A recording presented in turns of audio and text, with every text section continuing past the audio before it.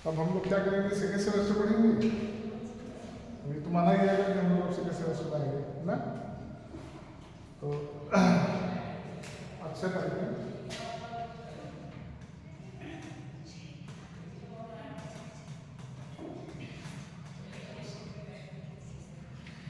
हम लोग पढ़ा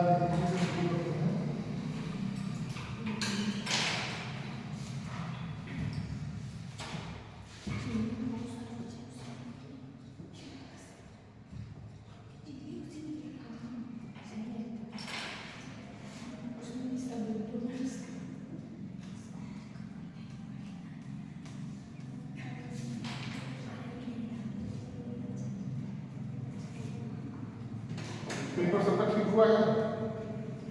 पेपर कैसा हुआ है? बहुत धीरे धीरे बोले तुम। कौन सा पेपर ज़्यादा हो गया? कंप्यूटर तुम्हारा में और कंप्यूटर में गड़बड़ हुआ। क्या अलग तरीके से आ जाता है क्या?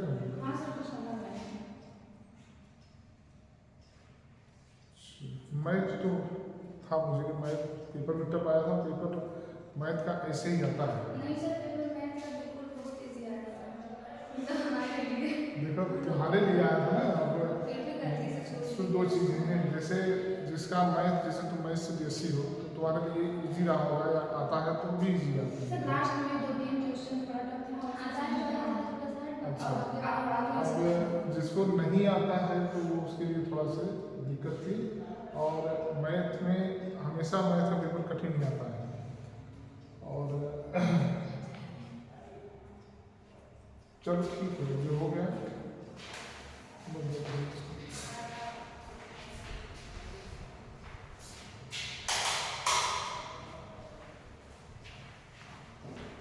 हम लोग आज इसका थोड़ा सा पाठ्यक्रम देखेंगे क्या क्या है इसमें। अभी तो आप लोग का सेकंड सेमेस्टर कुछ होगा नहीं, बुक वगैरह कुछ है नहीं है? अच्छा, हिंदी और सोशल का पेपर मुझे लगता है कि जितना हम लोग पढ़े थे ना, और जिसमें हम लोग ज़्यादा फोकस किया गया था, जिसको हम बार बार बताए थे कि आप लोग उसको ध्यान रखना, वो लगभग सारे सवाल आए थे पाठ्यक्रम में। इसके बहुत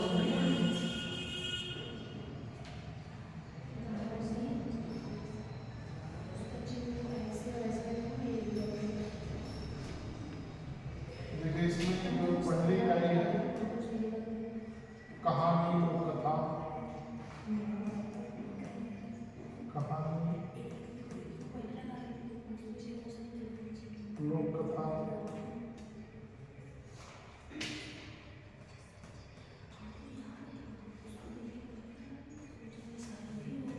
रोचक प्रसंगों को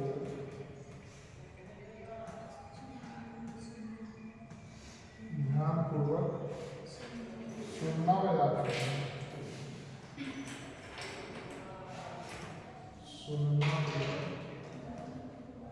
याद करना। दूसरी यूनिट है परिवेशी विषय।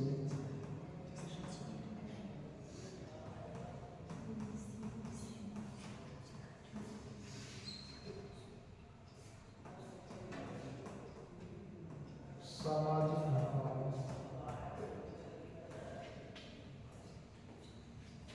स्व अनुभव, स्व अनुभव पर चर्चा। तीसरा रहेगा गद्य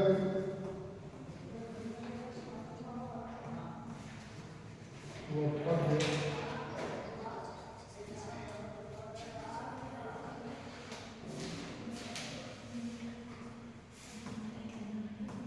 के अंशों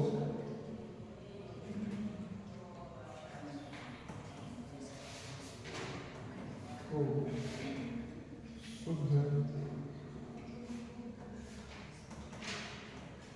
शुद्ध उच्चारण, लय, लिखने से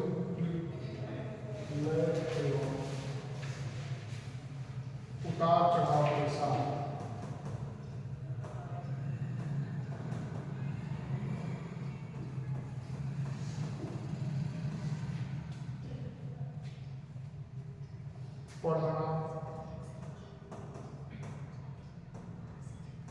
बोलना,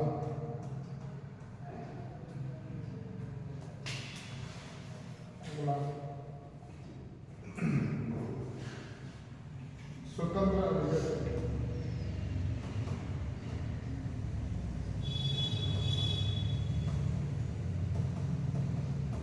स्वतंत्र अभिव्यक्ति,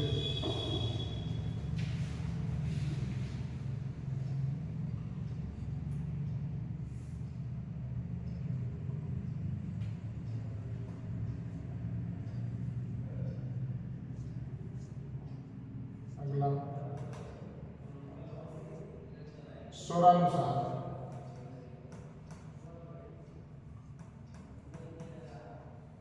ऊपर हो गया क्या, लिखा गया ऊपर का? स्वरानुसार, गद्य पद्य में, गद्य पद्य में शब्दों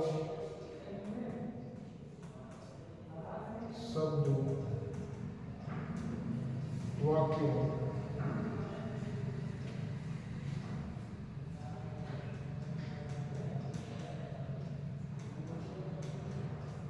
विराम चिन्हों एवं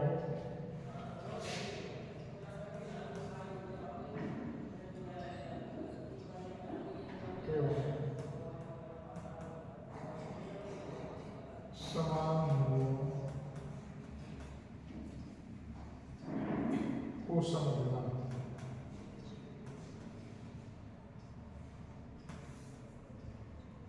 को समझना, अगला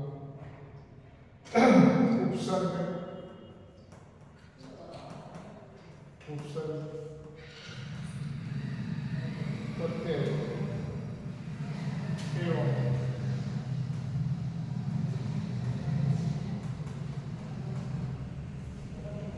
सामासिक पदों की पहचान,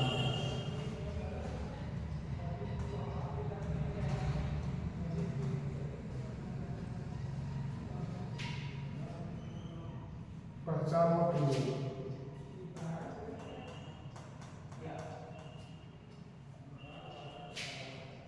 अगला संज्ञा सर्वनाम,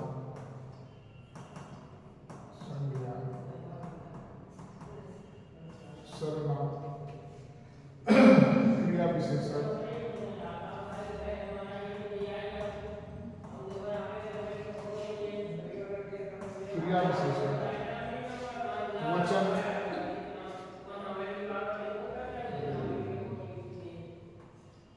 वचन लिंग तथा काल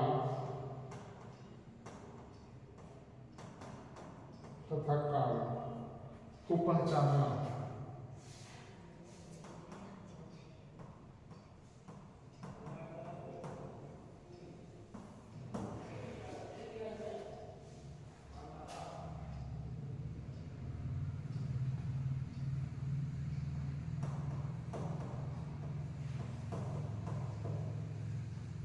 पाठ्य वस्तु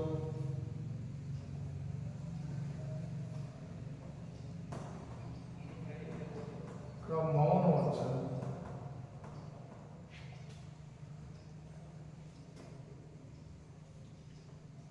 करते हुए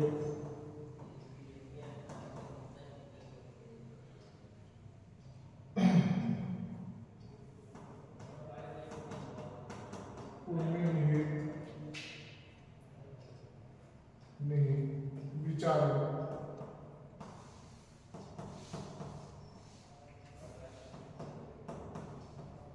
भाव एवं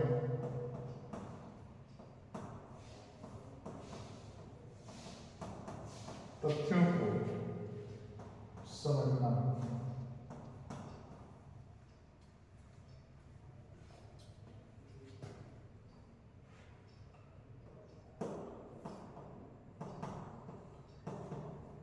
शिक्षक के निर्देशानुसार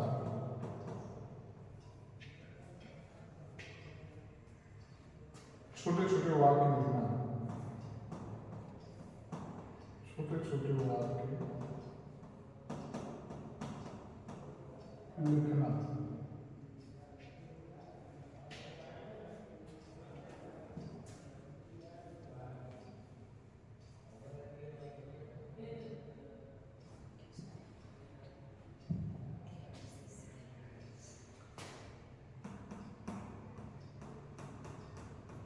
औपचारिक और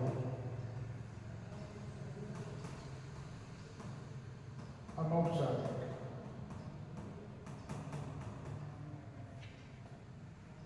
पत्र लिखना।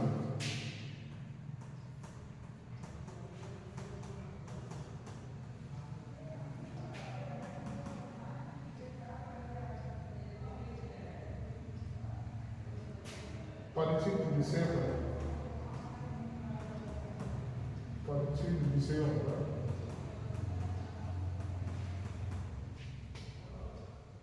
मौलिक रूप से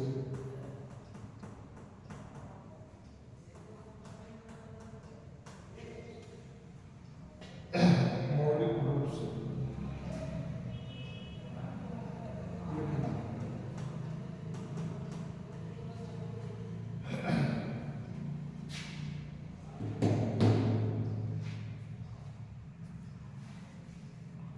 किताब में भी दिया है सिलेबस।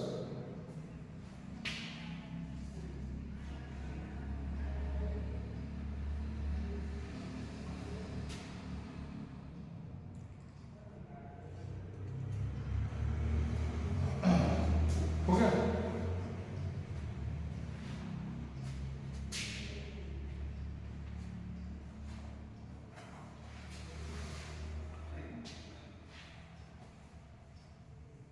अब देखिए इसमें लिख लीजिए, आराम से लिख लीजिए।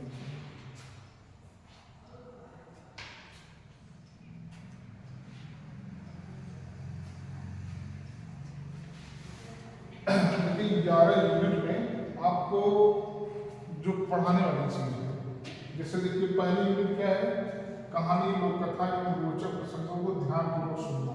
ठीक, इसमें पढ़ाऊंगा इसको भी, लेकिन इसमें समझने के लिए, पढ़ने पढ़ाने के लिए बहुत कुछ नहीं है। किसी कहानी को, लोक कथा को हम लोग को ध्यानपूर्वक पढ़ने के लिए या सुनने के लिए क्या करना चाहिए, वही इसमें पढ़ना है। भाई जैसे कोई कहानी है, रोचक अगर है, तो हम लोग कैसे उसको ध्यानपूर्वक पढ़ते हैं। पता लगता है कि जब अगर आप कोई कहानी कह रहा है और पता लगा दिमाग आपका कहीं और टहल रहा है, तो हम लोग उसको रोचक तरीके से नहीं समझ पाते हैं। तो उस रोचक प्रसंगों को कैसे समझना चाहिए, कैसे पढ़ना चाहिए, कैसे सुनना चाहिए, इसके बारे में यहाँ है। ठीक,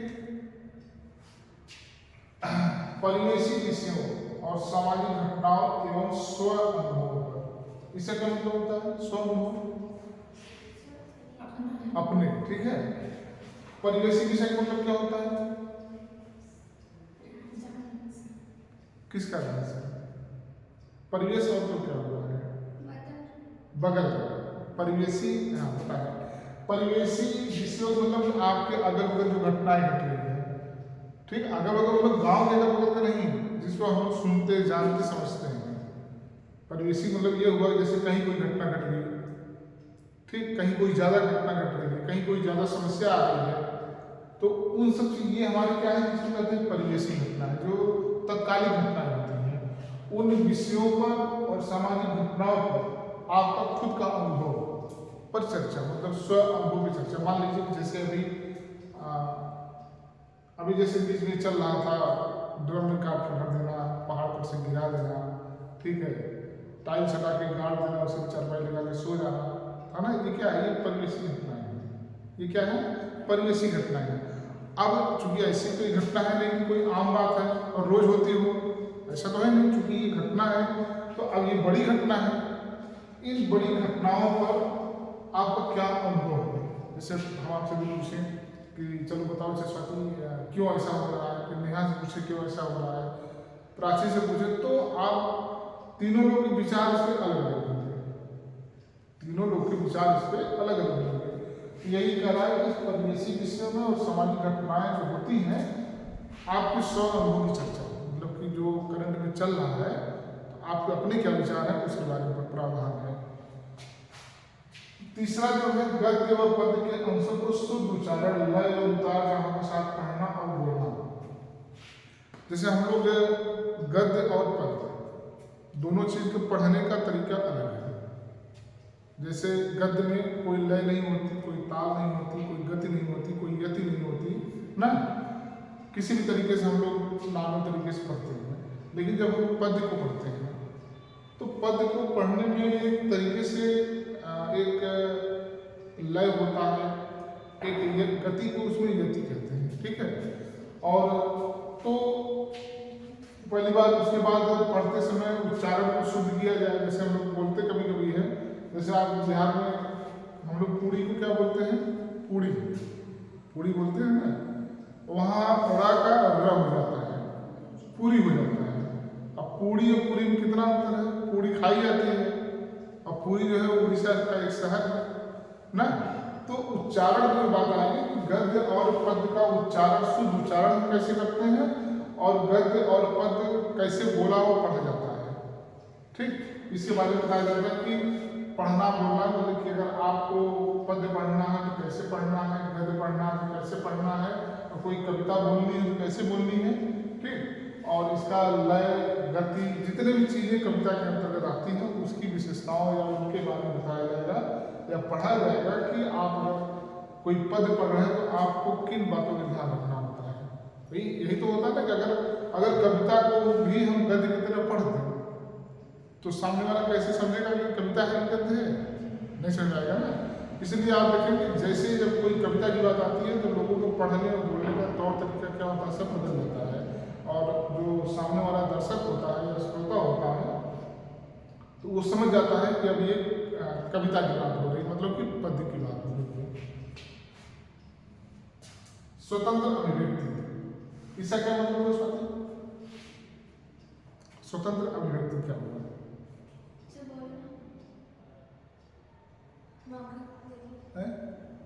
बताओ, बोलना, ठीक है। अभिव्यक्ति का मतलब होता है बोलना।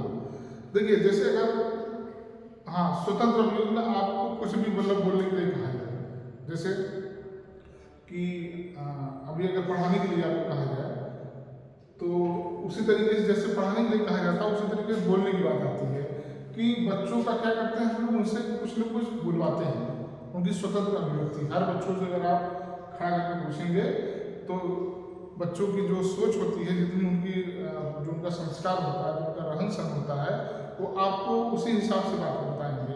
अगर आप किसी बच्चे को खड़ा करके बोलेंगे कि अच्छा प्रधानमंत्री बताओ माता का क्या नाम है, तो वो नहीं बताएगा, ठीक। वो क्या बताएगा, एप्पल बताएगा, ठीक है, खाने की चीज़ बताएगा, मोबाइल बताएगा, जो मतलब उसके परिवेश में है, जो उसके आसपास चीज़ें हैं। तो किसी भी चीज़ के लिए जो स्वतंत्र अभिव्यक्ति के लिए हमें क्या करना चाहिए उसके बारे में पढ़ना है।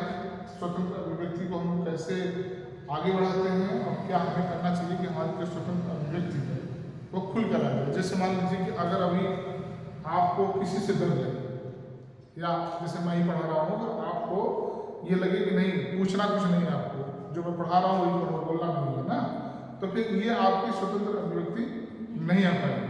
क्यों नहीं आ पाएगी? क्योंकि आप खुल के नहीं बोल पा रहे हैं, आपकी जो अभिव्यक्ति है वो दबी हुई है।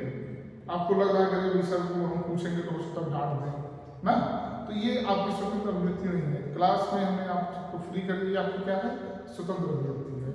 आप टॉपिक से चीज़ पूछ सकती हो, आप कोई नई चीज़ पूछना आप वो पूछ सकती हो, तो ये क्या है, आपकी स्वतंत्र अभिव्यक्ति है, ठीक। इसके बारे में स्वरानुसार गद्य पद्य के शब्दों, वाक्यों, विराम चिन्हों एवं समान ध्वनियों में को समझना, ठीक।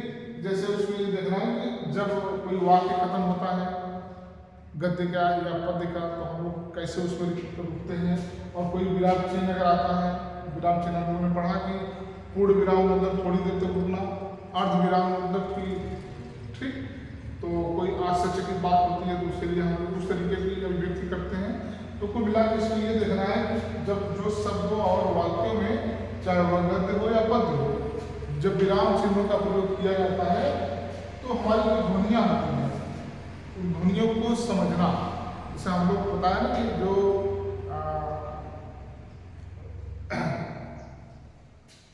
जैसे हम लोग जो अचानक कोई चीज होता है क्या कहते हैं उसको, कौन सा चिन्ह हो, विस्मयादिबोधक, अतिशयोक्ति तो अलंकार होता है, विस्मयादिबोधक।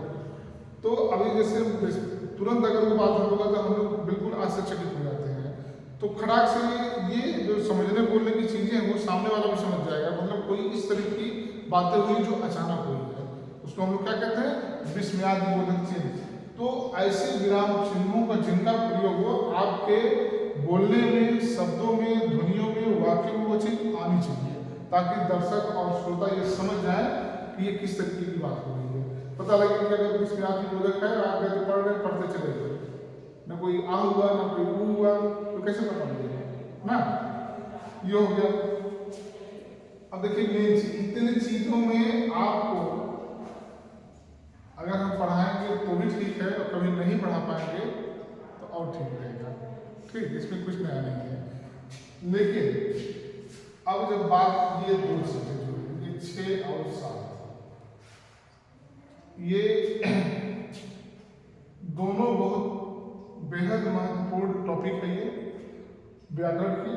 और इस व्याकरण में उपसर्ग, प्रत्यय, समास, संज्ञा, सर्वनाम, क्रिया, विशेषण, ये लगभग टॉपिक तो 2 है, लेकिन जब हम पढ़ेंगे तो ये कम से कम नहीं तो चलेगा कम से कम मान चलो 20 से 25 दिन, क्योंकि बड़ी बड़ी टॉपिक है, कहीं ऐसा ना हो कि महीना भर ना चले। और फिर बात अगर यहाँ आती है पाठ्यक्रम का मौन वाचन करते हुए निहित विचारों, भावों, तथ्यों को समझना। कोई भी पाठ्यक्रम है जब उसका हम मौन वाचन करते हैं, शांत होकर पढ़ते हैं, तो उसको हम लोग उसके भाव और विचारों को समझते हैं, या मौन वाचन करते समय हमें क्या करना चाहिए उसके बारे में इसमें पढ़ा जाएगा कि मौन वाचन के उद्देश्य क्या है, महत्व क्या है, और मौन वाचन करते समय हमें किन किन बातों का ध्यान रखना चाहिए। शिक्षक के निर्देशानुसार छोटे छोटे वाक्य लिखना, ठीक है। इसमें यह है कि शिक्षक जिसे कोई चीज देता है लिखने के लिए किसी टॉपिक पर, ठीक, तो थोड़ा थोड़ा लिखने के लिए, चाहे वो कर्म की चीज हो, चाहे किसी के बारे में चीज हो, कोई पर्यावरण की चीज हो, किसी समस्या की बात हो, कुछ भी जो भी टीचर देता हो, शिक्षक आपको दे रहा हो, उसमें छोटे छोटे वाक्य आपको लिखने के लिए देगा। औपचारिक और अनौपचारिक पत्र, ठीक, ये हमने आपको बताया है कि 2 पत्र जो होते हैं, ये एक तो औपचारिक होता है, एक अनौपचारिक होता है, एक सरकारी होता है, गैर सरकारी होता है, अर्ध सरकारी होता है। तो इतने में मिला करके पत्र को 2 भागों में बांटा गया है, एक औपचारिक, एक अनौपचारिक। जैसे मान लीजिए कि हम लोग, एक होता है औपचारिक और ये होता है अनौपचारिक। साक्षी बताओ, ये किसको लिखोगी और ये किसको लिखोगी? आप तो तुम्हें 2 लेटर लिखना हो, एक औपचारिक लिखना हो, एक अनौपचारिक लिखना हो। सर अनौपचारिक जैसे किस स्कूल में लिखा जाता है, औपचारिक से परिवार में, ठीक, मैं बताऊँ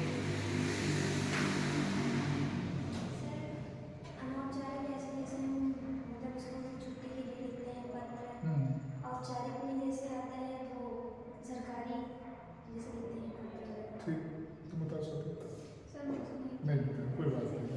प्राचीन लोग उल्टा बता दिया। जो अनौपचारिक है, जब हम इसको व्यक्तिगत अपने परिवार, अपने माता पिता को लिखते हैं, भाई बहन को लिखते हैं, दोस्त यार को लिखते हैं, ये अनौपचारिक पत्र होता है।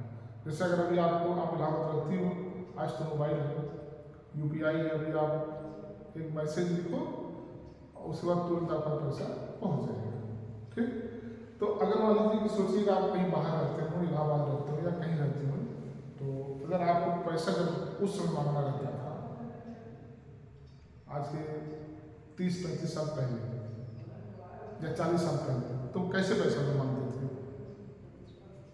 भाई अगर माता पिता से आपको पैसा मांगना है तो कुछ साधन कैसे था, या तो किसी से करवाएंगे या तो फोन करेंगे, फोन था नहीं और कहने आने वाला भी कोई नहीं है, तो आप क्या करेंगे? तब उसमें क्या देते, चिट्ठी, जिसको हम पत्र कहते हैं।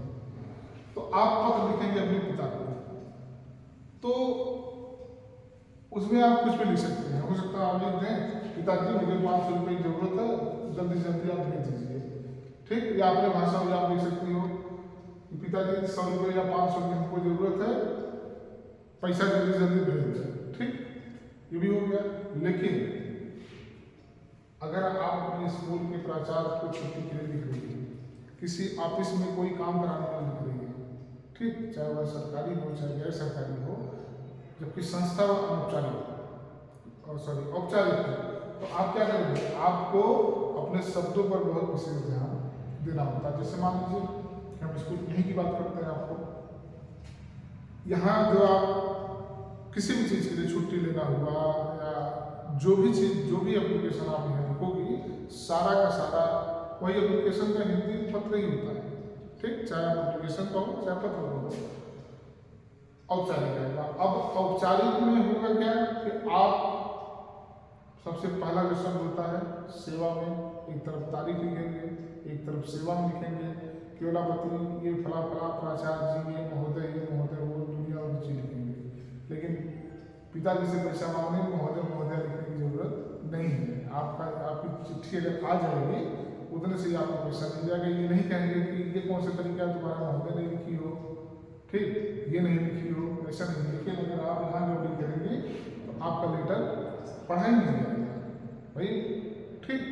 तो कुल मिलाकर के औपचारिक अनौपचारिक, औपचारिक में हम लोग सरकारी पत्र को शामिल करेंगे, गैर सरकारी पत्र को शामिल करेंगे, अर्ध सरकारी पत्र को शामिल करेंगे, शैक्षणिक पत्र, मतलब जितनी भी द्वितीयक संस्थाएं हैं। प्राथमिक संस्थाएं वो होती है परिवार, पड़ोस, समुदाय, उसके बाद हम लोग क्या करते हैं, तुरंत द्वितीयक में चले जाते हैं। जैसे ही हम लोग स्कूल में प्रवेश लेते हैं हम लोग द्वितीयक में चले जाते हैं।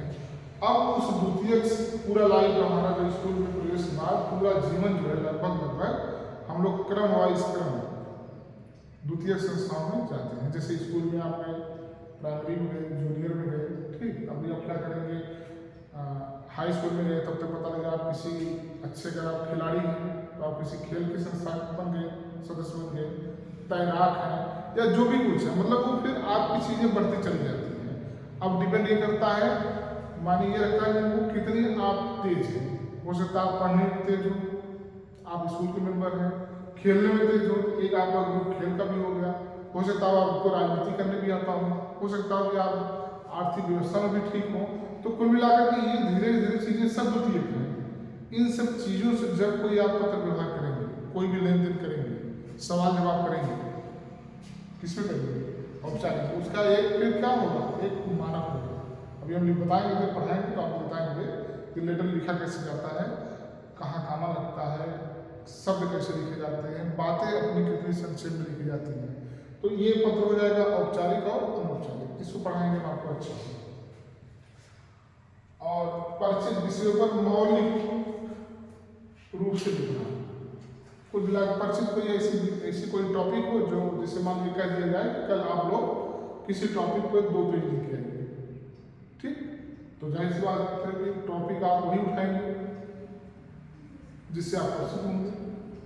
जब आप उससे परिचित होंगे तो आप उसी बारे में लिख के ले आएंगे। अगर सेम तीनों लोग एक ही टॉपिक से ले आ रहे हैं तब भी आप तीनों अगर लिख के ले आओगे अलग अलग, तो सब मामला क्या रहेगा, अलग अलग रहेगा। मौलिक का मतलब होता है किसी का नकल नहीं मानना है, मतलब मूल रूप से लिखना, ना किताब का सहारा लेना है, ना मोबाइल का सहारा लेना है, ना किसी से पूछना है। जैसे पहले प्राइमरी हम लोग पढ़ते थे तो गाय पे निबंध लिखना था ना, हाथी पे निबंध लिखना था। तो अब ये वहाँ इसका मतलब ये था कि ये परीक्षा होती थी कि आप हाथी के बारे में जानते हैं कि नहीं। तो हम लोग लिखते थे हाथी बहुत बड़ी होती है, उससे 2 दांत होते हैं, एक छोटा होता है, एक बड़ा होता है, उसकी पूंछ, ठीक। तो इस तरीके से हम क्या, ये मौलिक चीज़ें हैं, ये क्या है, मौलिक चीज़ें हैं। इसी चीज़ को अगर आप लिखोगे तो कहीं कहीं काल को शब्द जरूर होगा।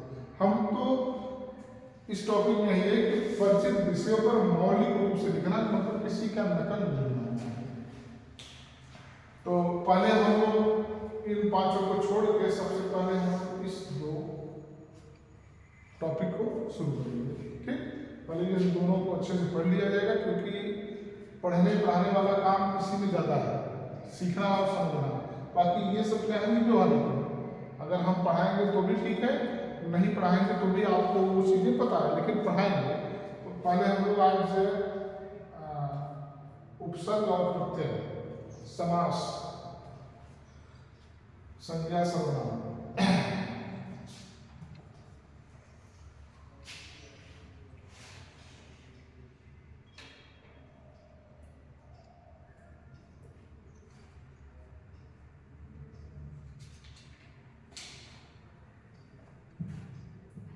आज से समझ लीजिए उपसर्ग होता क्या है।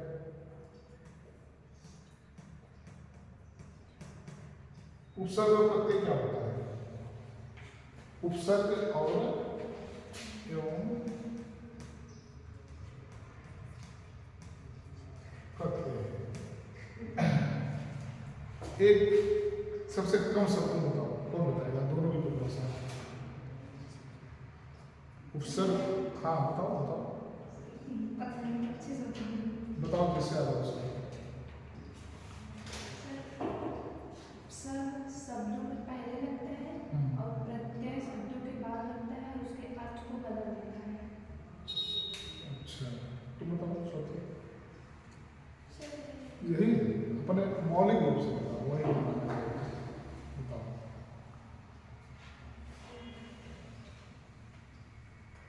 अगर मान लो एक नंबर में आ जाए, मान लीजिए आ गया है, ठीक है, अब आप बताओ क्या लिखोगे? आ गया उपसर्ग एवं प्रत्यय की परिभाषा। सर उपसर्ग शब्दों के पहले लगता है हाँ और उसके लगने से उसका परिवर्तन हो जाता है, हाँ वो उपसर्ग होता है। और प्रत्यय उसके बाद शब्द के बाद में लगता है। हाँ, फिर वहाँ क्या होता है? ठीक है, बैठ जाओ। देखो, आपको बस बिल्कुल एक लाइन में उपसर्ग वह शब्द होता है जो किसी शब्द के पहले लग के उसके अर्थ को बदल देता है। बस एक लाइन में परिभाषा है, उसी में दो अगर आप उदाहरण लिख दो, काम खत्म हो गया। प्रत्यय वह शब्द है जो किसी शब्द के अंत में लग के उसके अर्थ को प्रकट करता है। हाँ, उसके अर्थ को प्रकट करता है या उसकी एक तरीके से स्पष्ट करता है। जैसे ऐसे समझो, मिठाई, ठीक है, इसमें क्या लगा है? उपसर्ग प्रत्यय, प्रत्यय लगा है। कौन सा प्रत्यय लगा है? आई। ठीक, अब अगर हम इसको तोड़ेंगे,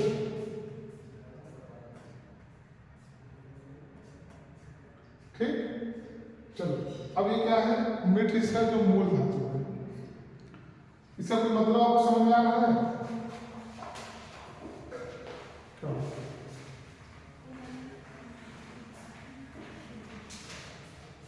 इसका मतलब आपको कुछ समझ में आ रहा है? मिठ का मतलब समझ में आ रहा है? नहीं आ रहा ना? नहीं, मतलब कि अर्थ स्पष्ट नहीं हो रहा है। मीठ बात कर रहा है, मिठ नहीं कह रहा है, मीठ कह रहा है। अब अभी यहाँ कोई स्पष्टता नहीं आ रही क्या कहना चाह रहा है, लेकिन जैसे ही इसमें हम लगा देंगे इसका जो आई, अब क्या हो गया? मिठाई। क्लियर हुआ? मतलब कि प्रत्यय क्या होता है? शब्द के अंत में लग के उसकी स्थिति को, उसके अर्थ को स्पष्ट कर देता है। इसी तरीके से आप जितना भी कहावत, ठीक, जैसे सर इसको ऐसे लिख सकते हैं, कैसे? प्रत्यय अधूरे शब्द को पूर्ण करता है। नहीं, अधूरे शब्द को पूर्ण नहीं करता है। कहावत, कहा धन आओ, ठीक। अब कहावत का मतलब क्या होता है? जो बातें कही गई हैं, जो बातें कही गई हैं। अब इसको अगर हम कहेंगे कहा मतलब कही, आवत मतलब आ रही है, मतलब कहती हुई आ रही है। जो बातें कहती हुई आ रही है उसे हम क्या कहेंगे? कहावत। तो अभी अगर हम बात करें कहा की, इसका कोई अर्थ आपको क्लियर हो रहा है? नहीं हो रहा है, लेकिन जब से ये आवत लग जाता है इसके अर्थ को क्या करता है? स्पष्ट कर दे रहा है। तो जो प्रत्यय होता है वह शब्द के अर्थ को स्पष्ट करता है, उसे गुण को क्लियर कर देता है। उसी तरीके से आपका जैसे ये हो गया मिठ धन आई। मिठ का बहुत मतलब नहीं समझ आ रहा है, लेकिन जैसे ही प्रत्यय आई लग जाता है तो क्या बन जाता है, मिठाई बन जाता है। मतलब कि इस शब्द का जो अर्थ है वह स्पष्ट हो जाता है। तो परिभाषा में हम लोग ये लिखेंगे उपसर्ग वह शब्द होता है जो किसी शब्द के पहले या आगे लग करके उसके अर्थ को बदल देता है। और प्रत्यय वह शब्द होता है जो किसी शब्द के अंत में लग के उसके अर्थ को स्पष्ट कर देता है। ये सबसे अच्छी और सबसे विश्वसनीय परिभाषा इसकी है। बाकी आप अपने मन से 2 लाइन 3 लाइन जो बढ़ाना चाहे बढ़ा सकते हो, लेकिन इतना अगर आप लिख दोगे किसी भी 2 लाइन 3 लाइन की जरूरत नहीं पड़ेगी। इतना लिख करके 2 उपसर्ग की मतलब उदाहरण और 2 प्रत्यय, बस काम खत्म हो गया। अब इसमें हम लोग देखेंगे कि जो ये उपसर्ग है, उपसर्ग में जो हमारा स्वर है और जो व्यंजन है, जैसे उपसर्ग जो शब्द आते हैं स्वर और व्यंजन दोनों के उपसर्ग इसमें आएंगे। तो हम लोग क्रम से पढ़ेंगे। पहले अ द्वारा जो उपसर्ग होता है उससे क्या क्या मिलके बनता है, आ से क्या क्या मिलके बनता है, होता ना ये वो जितने भी आएंगे। तो जिस तरीके से पर्यायवाची और विलोम की शब्द सीमा नहीं है, उसी तरीके से उपसर्ग की भी शब्द सीमा नहीं है, शब्द सीमा नहीं है। मतलब 1000 2000 बहुत सारे शब्द हैं, लेकिन हम आप लोग को सिलेक्टेड जितना हो सकेगा, मतलब 100-150 जो भी लगेगा, जिससे कि मतलब आपको समझ में भी आ जाए और उतने से आपका एग्जाम भी क्वालिफाई हो जाए, उतना हम पर्याप्त आपको पढ़ाएंगे।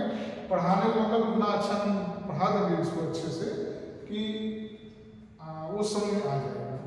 तो हो सकता है कभी कभार कुछ ऐसे शब्द पूछ देता है कि हम लोग ना पढ़े हों, लेकिन अगर आपको उसके नियम पता है, सब कुछ आ रहा है, तो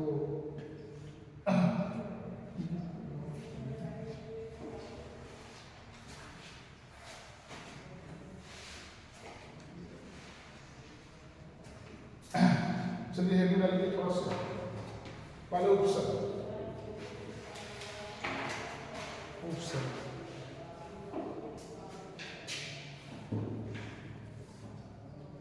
मैं आज से नहीं 18-22 से सेकेंड सेमेस्टर में सबसे पहला टॉपिक यही पढ़ाता हूँ।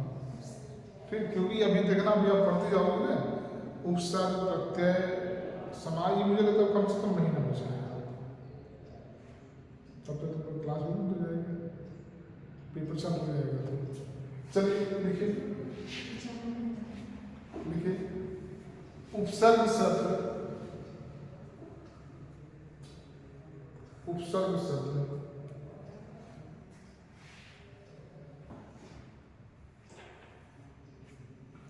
दो शब्दों से बना है, दो शब्दों से बना है।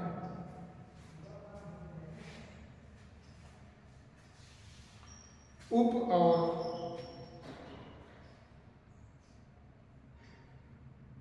सर्ग,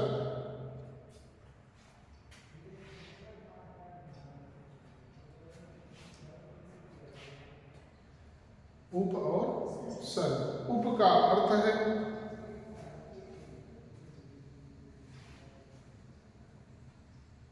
उप का अर्थ है समीप,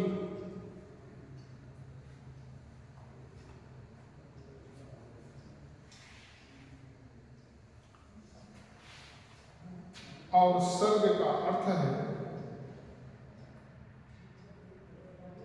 सृष्टि करना,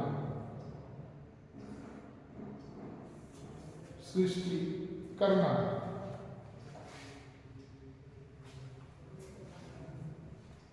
अर्थात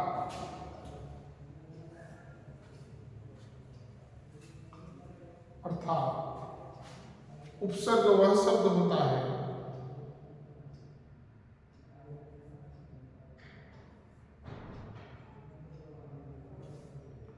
जो किसी शब्द के पहले, जो किसी शब्द के पहले जुड़कर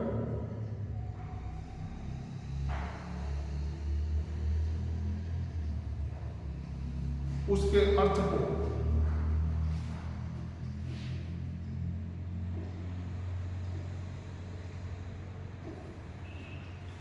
उसके अर्थ को बदल देता है।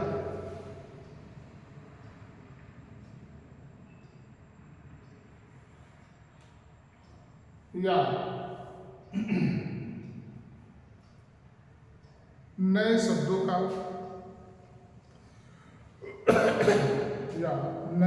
का निर्माण करता है।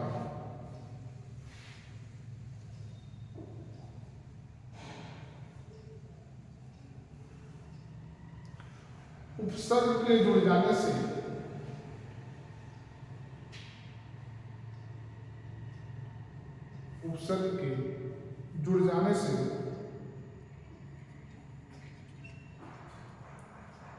शब्दों के अर्थ में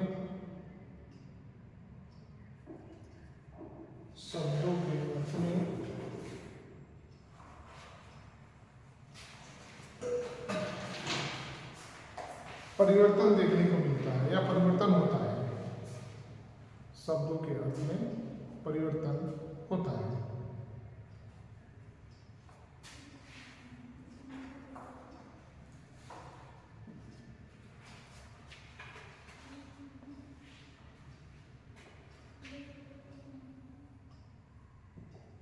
जैसे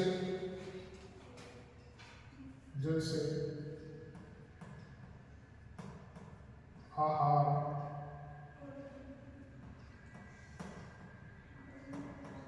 संहार, प्रहार,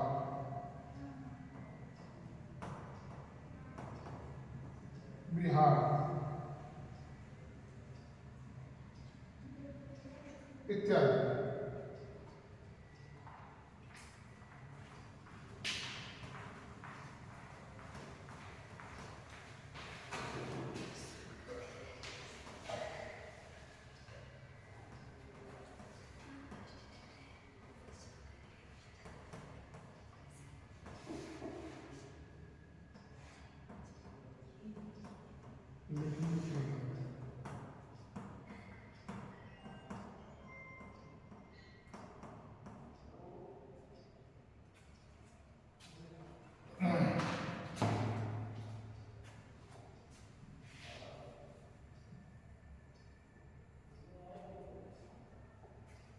हो गया, लिखिए। उपर्युक्त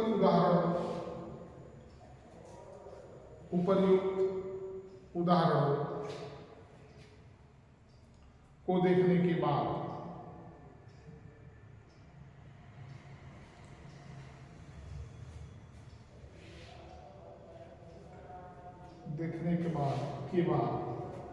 यह स्पष्ट होता है कि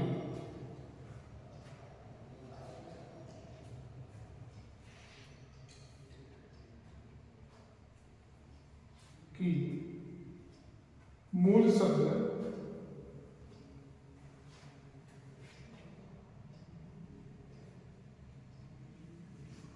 का अर्थ उपसर्ग के जुड़ जाने के बाद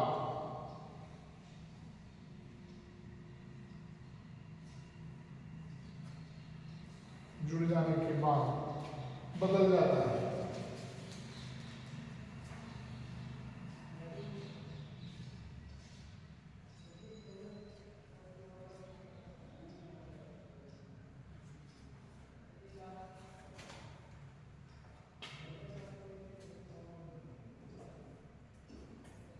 फिर नीचे परिवर्तन करिए। जैसे इसमें देखिए थोड़ा सा हार का मतलब क्या होता है? एक तो हार जीत वाला होता है और एक क्या होता है? ठीक है।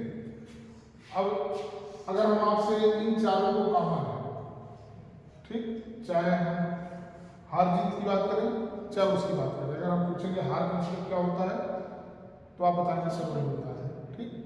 लेकिन अगर हम यहाँ पर आ शब्द जोड़ दें तो ये क्या हो जाएगा? आहार हो जाएगा, निवाला। तो अर्थ बदला नहीं होगा। पहले इसका मतलब क्या था? चलिए हम लोग हार जीत की बात करते हैं। हार मतलब होता है पराजित होना, ठीक है। लेकिन जैसे ये आ शब्द लग गया, क्या हो गया, निवाला हो गया, तो यह उपसर्ग लगा तो इसका अर्थ बदल गया। संहार, ठीक, संहार मतलब क्या होता है, बिल्कुल तहस नहस करना, मार के एकदम काट पीट के बिल्कुल क्या करना, किसी भी तरीके से समूल नाश कर देना, उसे हम क्या कहते हैं। अब याद रखिए, हार का मतलब वही है, हार जीत वाली बात है। जब सम लग गया, सम का जो होता है, अब जब पढ़ाएंगे तो आपको लगेगा कि यहाँ पर सम क्यों लगा। हमेशा जैसे हम जब संधि विच्छेद करते हैं तो न का म हो जाता है, त का थ हो जाता है, होता है ना, सेम वही कंडीशन यहाँ उपसर्ग में भी आएगी। प्रहार, हार का मतलब वो प्रहार का मतलब होता है जब कोई मारता है उसे कहते हैं प्रहार, या आक्रमण करता है। बिहार, बिहार का मतलब होता है कि एक तरीके से बिहार की कई पर्यावरण होती है, जैसे जंगल भी होता है, एक जो हम लोग घूमते टहलते हैं वो भी होता है। और बौद्ध काल में मकान को मतलब उनका निवास हुआ करता था, उसे भी क्या कहा जाता था, बिहार कहा जाता था, ठीक। तो हार में ये लग गया तो कितने से अर्थ हो गए, तो कुल मिलाकर के जो उपसर्ग होता है, उपसर्ग जब किसी शब्द के पहले लगता है तो उसके अर्थ को बदल देता है। और एक देखिए इसका मतलब ही हुआ, उप मतलब करीब, उप मतलब होता है पास, नजदीक, करीब, ठीक हो गया। अब क्या हुआ, ये इसके करीब आ गया। और जो सर्ग का मतलब होता है रचना करना, सृष्टि और बनाना, निर्माण, इससे इतने अर्थ होंगे, ठीक। अब देखिए जैसे ये उपसर्ग क्या करेगा, पहले किसी के पास आएगा, पास आया, नए अर्थ की रचना करेगा, सृष्टि करेगा, नया अर्थ, नया शब्द बनाएगा और नए शब्द का निर्माण करेगा। हुआ ना, मतलब सर्ग का मतलब इतना, और भी होगा, ऐसा नहीं कि चालू होगा, और होगा। लेकिन ये जो सर्ग ये क्या करेगा कि जब यह किसी के करीब आएगा, मतलब हार में जब आ लगा तो इसका मतलब कि आ हार के करीब आया, पास आया, इसका मतलब वो नजदीक आया। अब ये क्या कर रहा है, नए शब्द की रचना कर रहा है। तो ये आपका उपसर्ग क्या अर्थ हो गया कि जब कोई शब्द किसी शब्द के पहले लग करके उसे नजदीक आकर के नए शब्दों की या नए अर्थों की रचना करता हो, सृष्टि करता हो, बनाता हो, तो उसे हम क्या करते हैं, उपसर्ग करते हैं। इस उदाहरण में से नहीं दिया हुआ है, नीचे लिखे पैराग्राफ में थे।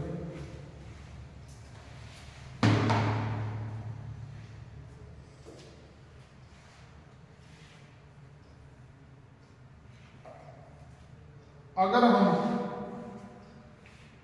उपसर्गों के संज्ञा की बात करें, अगर हम उपसर्गों के संज्ञा की बात करें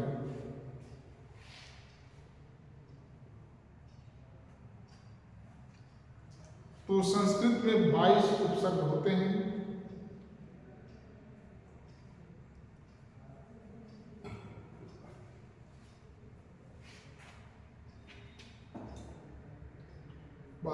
उपसर्ग होते हैं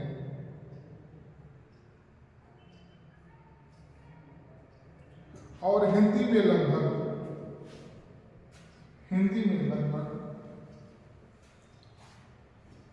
उपसर्गों की संख्या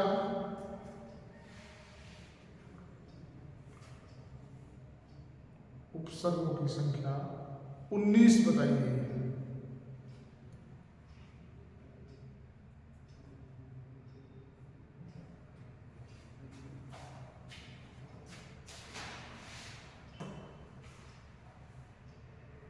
बाईस और 19, देखिए एक चीज क्लियर ध्यान रखिएगा, हमने बताया कि संस्कृत में उपसर्गों की संख्या कितनी है और हिंदी में लगभग 19, मतलब कि हिंदी में क्लियर नहीं है।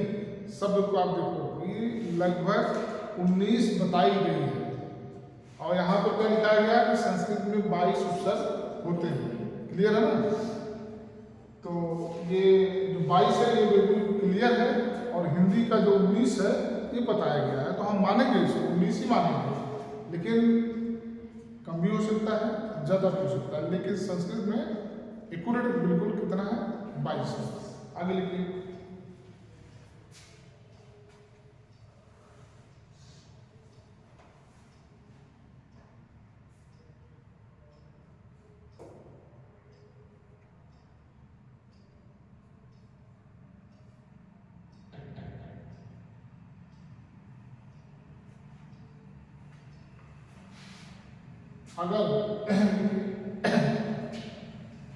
अगर हम हिंदी भाषा में प्रयुक्त होने वाले उपसर्गों की बात करें, अगर हम हिंदी भाषा में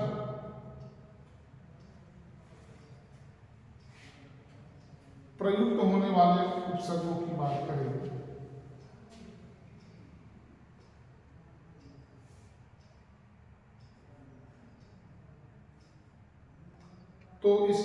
तो इसकी संख्या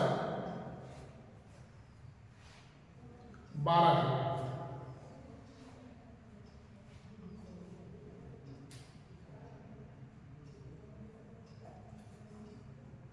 इसका क्या मतलब हो गया?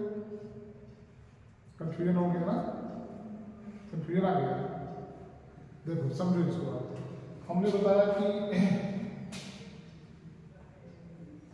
22 संस्कृत, ठीक है, 19 हिंदी, और कितना 12 कितना बता 12 हिंदी भाषा। देखिए हिंदी और हिंदी भाषा में अंतर क्या है? हिंदी में बहुत सारे ऐसे शब्द हैं जो अरबी और फारसी में माने जाते हैं। जैसे हिंदी शब्द खुद, अगर आपसे पूछें कि हिंदी कैसा शब्द है, जैसे शब्द पहले ऐसे समझो, एक होता है प्रभु, तत्सम, देशम, देशज और विदेशज, चार्ट होता है। तो ये क्या है? हिंदी देशज भाषा है, मतलब अपने देश की भाषा है? नहीं है, ये अरबी और फारसी की भाषा है। ये अरबी और फारसी की भाषा, तो बहुत सारे ऐसे शब्द हैं हिंदी में जो अरबी, फारसी और उर्दू के भी शब्द यूज किए जाते हैं। तो हम जब उसकी बात करेंगे सबको मिला करके, तब तो हिंदी में उपसर्गों की संख्या कितनी है? 19। लेकिन हिंदी भाषा के जो उपसर्ग हैं केवल, जिनमें ना तो कोई उर्दू शामिल है, ना तो अरबी शामिल है, ना तो फारसी शामिल है, वह कितना है? 12 है। जैसे फिर समझो, हिंदी के जो शब्द हम लोग पढ़ते हैं बहुत सारे, जैसे अभी हमने आपको दिखाया, जैसे हम लोग कहते हैं कि तमीज, ठीक है, तरीका, तौर तरीका, तो इसमें अगर हम लोग देखेंगे तमीज उर्दू के शब्द हैं, लेकिन प्रयोग किस में होता है? हिंदी में होता है। सब छोड़ो, हिंदी शब्द खुद अपने आप में अरबी और फारसी का मिश्रण है, लेकिन हिंदी में प्रयोग होता है। उससे वही बात है कि हिंदी में तो 19 है, लेकिन इस हिंदी में अरबी, फारसी, उर्दू के सारे शब्द मिले हुए हैं। लेकिन जब हम हिंदी भाषा की बात करेंगे, बिल्कुल प्योर की बात करेंगे, तब उपसर्गों की संख्या कितनी है? 22। ज़्यादातर देखो आपको पूछता है, लेकिन कंफ्यूज आपको अपने आपके स्टैंडर्ड में कंफ्यूज आपको नहीं करेगा। अगर वो पूछेगा कि उपसर्गों की संख्या कितनी है, तो यही दे देगा, यही ज़्यादा पूछता है।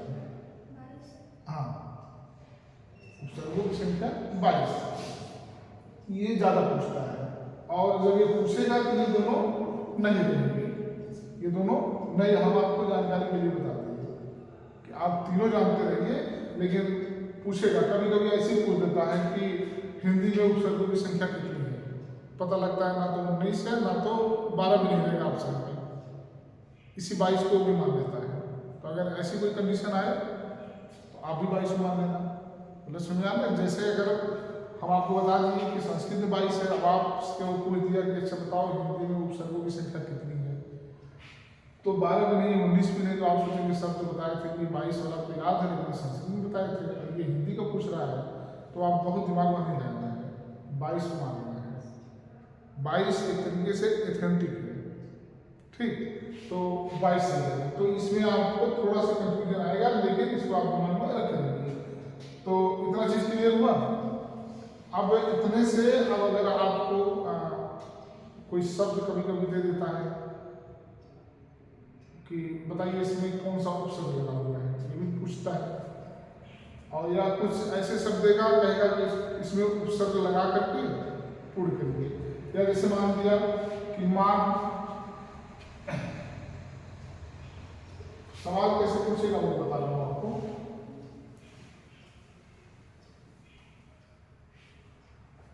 कहेगा कि मान शब्द, मान उपसर्ग से,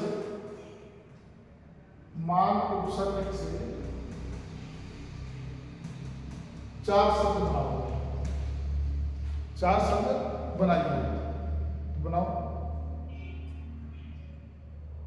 मान उपसर्ग है, है? मान उपसर्ग है।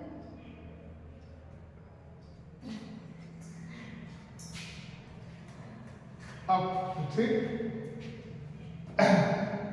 अब उपसर्ग से अब 4 शब्द बनाइए। अपमान हो गया, ठीक, और बताओ है?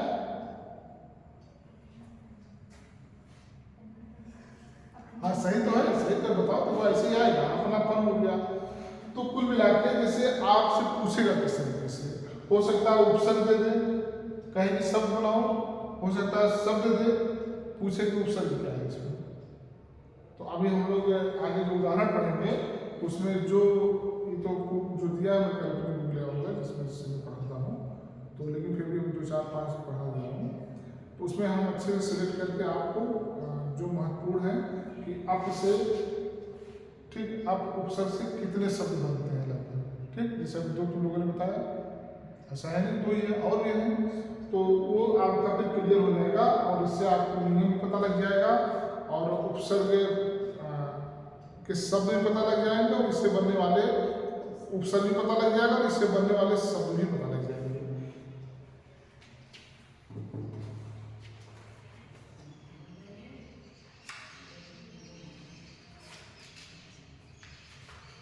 इसमें क्रम से नहीं दिया है।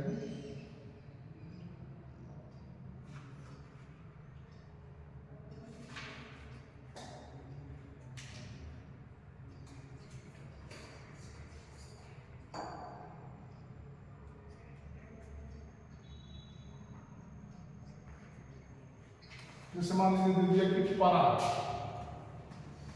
परा उपसर्ग है, इससे आप क्या क्या बना सकते हो? चलिए परा क्या बना दिए? परा, पराधीन बना दिए, ठीक है।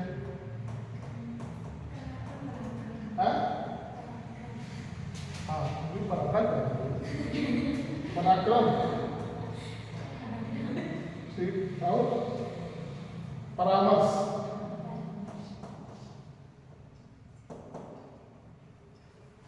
हुआ ना। तो कुल मिलाकर जब वो पूछेगा तो ऐसे देखिए थोड़ा सा घुमाएगा तो आपसे ऐसे ही पूछेगा। मान लीजिए अभी पूछ दिया कि परा उपसर्ग से 4 शब्द बताइए, तो आप ये बताएंगे, या पूछ देगा कि अच्छा बताओ कि पराक्रम में कौन सा उपसर्ग बना हुआ है, बस ऐसे ही पूछेगा।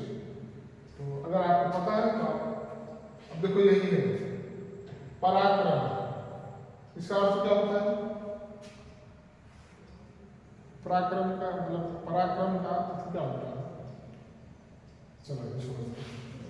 चलो पराजय का अर्थ क्या होता है? हारना। और जय का अर्थ क्या होता है? अगर इसको हम तोड़ेंगे तो इसमें 2 शब्द है ना, इसका अर्थ क्या होगा? जीतना। जय मतलब जीतना, अब जीतने में परा लग गया तो क्या होगा? पराजय। अर्थ बदला कि नहीं बदला? उसी तरीके से पराधीन, ठीक, पराधीन मतलब होता है किसी का, धीन का मतलब होता है नीचे, ठीक, और परा मतलब कि किसी के नीचे, पराधीन मतलब किसी के अंडर की बात होती है, मतलब कि आप स्वतंत्र नहीं हैं, किसी के अधीन हैं। पराक्रम का मतलब होता है कि जो बड़े शक्तिशाली राजा होते हैं थे पहले, पराक्रमी राजा, जिनको कि मतलब कि उनके अंदर कोई अवगुण नहीं माना जाता था। जैसे वो क्या कहते हैं कि यज्ञ भी अच्छा कराते थे, लड़ाई भी अच्छा लड़ते थे। इस तरीके से वो बड़े, उनको कोई आज जैसे सिकंदर महान को हम लोग पराक्रमी कह सकते हैं, आ गया था ना, वो कभी युद्ध में हारा नहीं, वहां से जीतते हुए यहाँ से चला गया। लेकिन जाते समय जो है, जब उसकी सेना थक गई थी, तो वह एक पराक्रमी योद्धा माना। योद्धा मतलब पराक्रमी मतलब वह व्यक्ति, वह योद्धा जो कभी हारा ना हो, या जिसके अंदर एक योद्धा का गुण हो। जैसे योद्धा का गुण क्या होता है कि लड़ाई अगर हो तो या तो मर जाओ या तो मारो, भागो मत, ये एक है। और दूसरा जो है योद्धा का ये अर्थ होता है कि युद्धों का उल्लंघन ना हो। तो जैसे आप अगर देखे होंगे महाभारत, तो जब अर्जुन और कर्ण की लड़ाई हो रही थी, तो अर्जुन और कर्ण की लड़ाई जब हो रही थी, तो कर्ण का जो रथ था वह धस गया, तो उनको मतलब तीर मारने में दिक्कत हो गई थी। तो किसने कहा कि अर्जुन, ये तो अर्जुन चूंकि बौखलाए थे, द्रौपदी का चीरहरण हुआ था, वही लोग किए थे, तो ये गुस्साए थे। तो कहे कि किसने कहे कि अर्जुन, ये युद्ध का उल्लंघन है।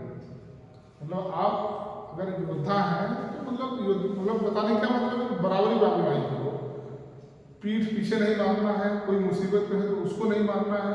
तो अर्जुन ने कहा कि नहीं, चूंकि कर्ण इतना बलशाली था कि उससे जीतना बड़ा मुश्किल था, उससे जीतना बहुत मुश्किल था, उसको इसी छल कपट से ही आप मार सकते थे। तो अर्जुन को तो गुस्सा लगी थी, लेकिन कृष्ण जो है इनको क्या कर रहे थे, युद्ध का नियम बता रहे थे। लेकिन अर्जुन कहे नहीं, अर्जुन को दो डर था। एक तो डर ये था, एक तो ये गुस्सा था कि ये हमारी पत्नी का चीरहरण किया है, दूसरा डर ये था कि ये इतना पराक्रमी मतलब सैनिक है या राजा है, इसको सामान्य तरीके से हरा पाना बड़ा मुश्किल है। तो मामला सही है, रथ फंस गया है, इसे मार दे मर जाए ना। तो ये एक योद्धा का नियम नहीं हुआ, पराक्रमी का नियम नहीं हुआ, ये कायरता का परिचय हुआ कि अगर हम पता लगे कि लड़ाई हो रही हो, किसी का हाथ पैर फंस गया हो, किसी का पैर फंस गया, तो आप उसको मार दें।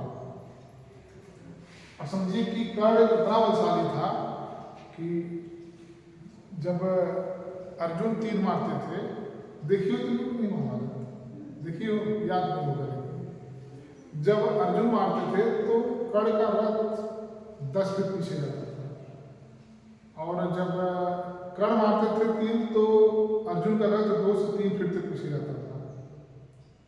तो किस भगवान के कर्ण को शाबाशी देने लगे, बाहर करवा। तो अर्जुन कहे कि बताइए, आप बैठे हमारे रथ पे हैं, हम मार रहे हैं 10 फीट पीछे जा रहा तो आप कुछ नहीं कह रहे हैं, वो मार रहा है 2 फीट से जा रहा तो आप कह रहे हैं बाहर करवा। तो किस भगवान कहें कि अर्जुन, तुम्हारे रथ पर भगवान बैठे हैं, तुम्हारे रथ पर मैं मतलब खुद भगवान बैठा हूँ, तो जो भगवान को पीछे कर दे रहा है तो बलशाली वही है। तो कुल मिला के हमारे को कहने का मतलब ये है कि जो, तो उसके में क्या होगा कि जब उनका रथ फंसा था तभी जाकर के अर्जुन उनको मारते हैं, उनका वध होता है। तो लेकिन जो पराक्रमी होते थे, जिनको कि जो युद्ध के नियमों के हिसाब से चलते थे, पराक्रमी उन्हीं को माना जाता था। कि पता लगे यहाँ में क्या है कि 10 लोग 20 लोग को मारने के लिए हम लोग जाएंगे कभी, और उधर से अगर 100 लोग आने लगेंगे, जो लेके गया वो सबसे पहले भाग जाएगा, बाकी उन 10 लोग की चिंता नहीं करेगा। तो पहले क्या था, ये सब चीज पहले था कि जो सेना गई है, जो उसका नेतृत्व कर रहा है, चाहे राजा हो चाहे सेनापति हो, आपको भागना नहीं है, मरना है या तो मारना है या तो जो भी करना, लेकिन आपको वापस भागना नहीं है। क्योंकि उस समय क्या होता था, वो बेइज्जती की बात होती थी, मतलब एक तो नियमों का उल्लंघन होता था युद्धों का। तो ऐसे नेताओं को जो पूरा नियमों का पालन करते थे, उन नियमों का पालन करने के बावजूद बहुत सारी चीजें को विजेता बने, उन्हीं को क्या कहा जाता था, पराक्रमी योद्धा। परामर्श, मर्श मतलब क्या होता है पता नहीं, कोई नहीं पता है, लेकिन अगर परा लग गया तो सलाह हो गया, सलाह हो गया ना। परामर्श मतलब क्या होता है, सलाह लेना। तो कुल मिलाकर के ये आपसे ऐसे ही मान के पूछेगा, और अभी हम जब बीच बीच में पढ़ाते रहेंगे तो इन सबका देखो, हम पढ़ाएंगे इसको बहुत आराम से आपको, सिर्फ लिखवाने में कि नहीं हम बोल दें आप लिख लें, हम इसको लिखवाएंगे, पढ़ाएंगे भी और इसका अर्थ भी आपको ऐसे बताते चलेंगे। उससे 2-3 फायदे होंगे। एक तो यहाँ पर अर्थ क्लियर हो जाएगा, एक तो आपका शब्द अर्थ क्लियर हो जाएगा और शुद्ध अशुद्ध क्लियर हो जाएगा इसके अर्थ बताने में। तो टेंशन नहीं लेना आप लोग का, हमारा सिलेबस सबसे अच्छे तरीके से पूरा होगा। भाई एग्जाम होगा तो उसके बाद पूरा होगा, लेकिन पूरा होगा और बहुत ढंग से पूरा होगा। जल्दबाजी में इसको नहीं पढ़ाएंगे, नहीं तो भाई हमें पढ़ना क्या है, एक तरफ शब्द लिखा देंगे, एक तरफ शब्द लिखा देंगे, चलो लिखो। अप से क्या क्या बनेगा, उप से क्या क्या बनेगा, जो भी बनेगा लिखवा देंगे, बात खत्म हो जाएगी। लेकिन हम लिखवाएंगे, उसका अर्थ भी आपको बताएंगे, ताकि शब्द अर्थ, युग्म शब्द और शुद्ध शब्द और ये उपशब्द होते हैं, इतनी चीजें एक ही साथ में आपको क्लियर हो जाएंगी। ठीक।